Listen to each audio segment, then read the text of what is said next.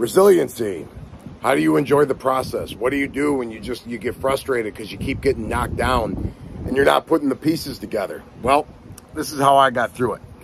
I started training in the first place, jiu-jitsu, because I was getting bullied horrendously. I mean, I didn't enjoy my days at school most of the time just because it was just so hard on me. You know, it kept knocking me down, and I didn't want to fight. I didn't want to have to learn, you know, how to protect myself. I just wanted to mind my business and enjoy my life, but it doesn't really work that way. You know, sometimes the trouble comes to you and you need a reasonable way of dealing with it and knowing how to talk and knowing how to carry yourself and how to be confident. If you do have to protect yourself, are your skills going to work? You know, so that's the whole reason why I got into it. And that's why it was almost hilarious to people when they found out. They said, man, Craig Funk became a bouncer. That guy took a cage fight. That guy's a black belt. You know, that's why I didn't start athletic. I didn't start strong and in shape and confident and, you know how to handle my business. That never was my starting block. My foundations were weakness, being a victim, just a bitch-ass mindset. Like, I didn't have anything that was really, the only positive thing I really had was I had a positive outlook and I wanted to get better. I was willing to go through the process to level myself up on just a different level of how I could be more. And lately, there's been people that have been contacting me, and someone asked me the question. They said, how do I enjoy the process? Because they know that it's going to knock you down. How do you enjoy this process of going home and being frustrated and things not working your way? The resiliency that I've gotten from jiu-jitsu literally comes down to you can't be a little bitch. And it's not a physical matter. It's not anything else of winning or crushing or dominating. You have to be okay with understanding that sometimes you're going to come up short. And you could do everything perfect, because I did this. I was dieting perfectly. My diet was on point, 8-pack, chiseled, no BS at all. I mean, I was just on my game constantly. Everything was just lined up perfectly. I drank nothing but water. I slept for 8 to 9 hours. My supplements were on point. I mean, I did everything perfect. And then one day I go to the training room. This guy comes in, he's on antibiotics, so he feels like crap, and he smokes like 3 packs of cigarettes a day. So this guy's, he's smoking a cigarette right before we go in, and he's like a blue belt. And at the time, I think I was a purple belt. And I'm like, dude, I'm going to hammer this guy. Dude, he beat the shit out of me. I mean, he fucked me up. He took me down, or he passed my guard, held me. It's like, I couldn't do anything. Like, he just punked me out. And I'm looking at this going, how is someone that has got like a gut and, boobs and like you're smoking, like, how is that even remotely possible? How could that have happened when I'm doing everything perfect and this guy shows up and his morals and they don't line up, or not his morals, his what he values, they don't line up with mine. Like, I would never want to put something like that in my body and like pollute all this stuff, but he beat me up.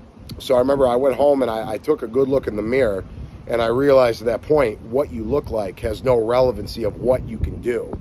But it does affect your performance if you feel like crap when you don't look a certain way, or if your clothes aren't fit in a certain way. There is some remedy. There's relevance to that.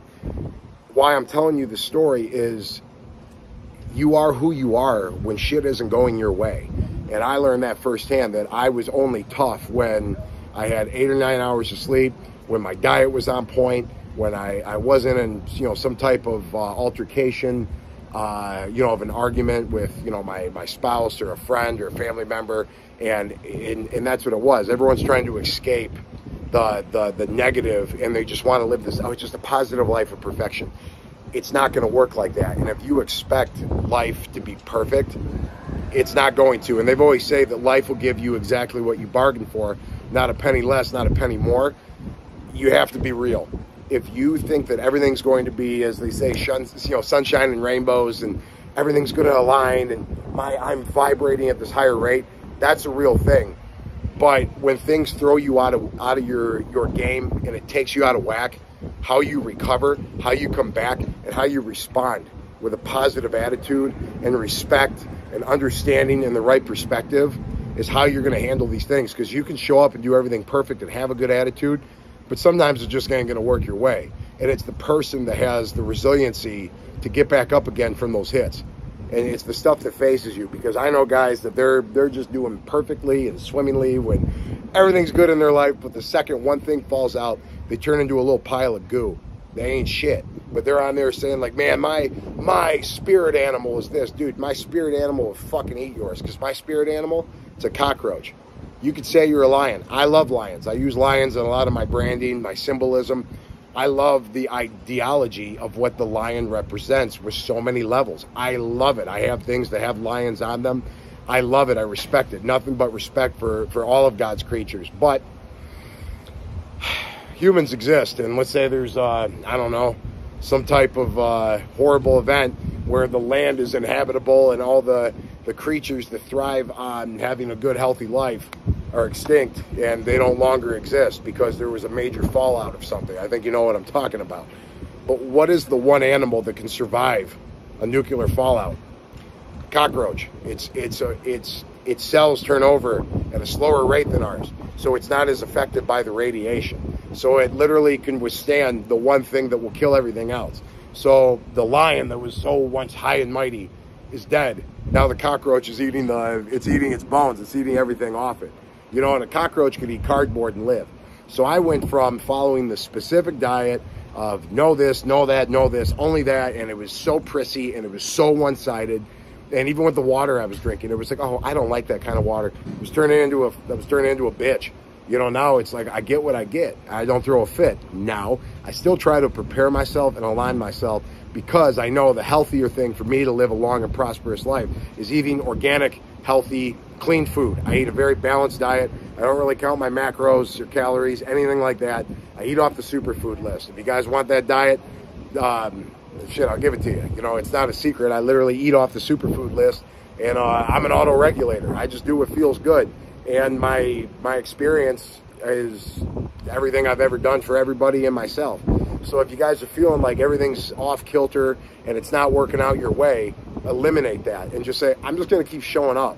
And the fact that I'm still alive and I'm still breathing, and I had the opportunity to wake up today and think of how grateful it is to be alive, to be able to laugh, to love, to even have the opportunity to go through something, that's what builds you. If you think that the things that break you will build you, and I've always noticed this, the guys that are like the most big and muscular, you know, they got the tattoos, they got a lot of money, they don't really last long. You know, I'm not knocking on that type of guy. You know, I got tattoos, I got muscles, I've worked really hard in my life. I'm not knocking on any specific person, but what I'm saying is I see the guy, he's got everything in the world, but he steps on that mat and all of a sudden he goes from his world where he's this alpha male, everyone listens to him, he's in control, to now he's gasping for air and he's trapped underneath and he's just like, man, I can't get a breath.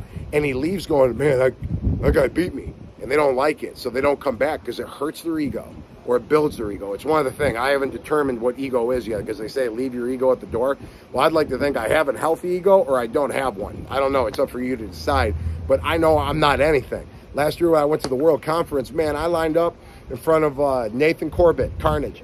Man, that was humbling. You know, I've just been training jiu-jitsu. I haven't practiced my striking a little bit. I stood in front of him. That guy kicked me in the leg so hard, I thought I was going to piss my pants. You know, it's like, man, there is levels to this.